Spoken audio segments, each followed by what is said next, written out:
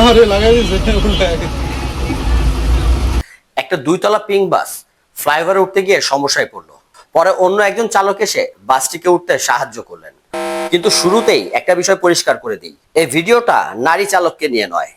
চালক নারী হোক বা পুরুষ হোক, প্রশ্ন কিন্তু একটাই, এত বড় একটা যাত্রীবাহী বাস চালানোর জন্য তিনি কি প্রস্তুত? কারণ এই ঘটনাটা কি শুধু একটি বিচ্ছিন্ন ঘটনা, নাকি এর পেছনে আরো বড় কোনো সেফটি কনসার্ন আছে? বিআরটি এর বর্তমান নিয়ম অনুযায়ী প্রফেশনাল ড্রাইভিং লাইসেন্সের প্রোগ্রেশন হলো লাইট, মিডিয়াম, হেভি।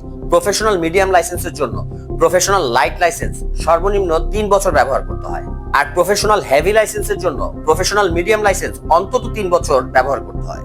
অর্থাৎ হেভি লাইসেন্সের এলিজিবিলিটি পর্যন্ত আসতে অন্তত 6 বছরের একটা লাইসেন্সিং প্রোগ্রেশন আছে।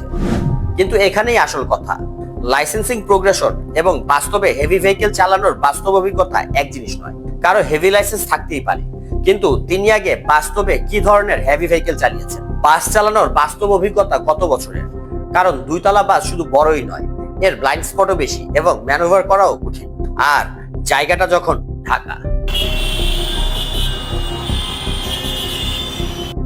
জ্যামের মধ্যে হঠাৎ করে অটোরিকশা সামনে দিয়ে আসছে, রিক্সা হঠাৎ করে লেন বদলাচ্ছে, পাশ দিয়ে মোটরসাইকেল চলে যাচ্ছে এবং মাঝে মাঝে পথচারীও রাস্তা পার হচ্ছে।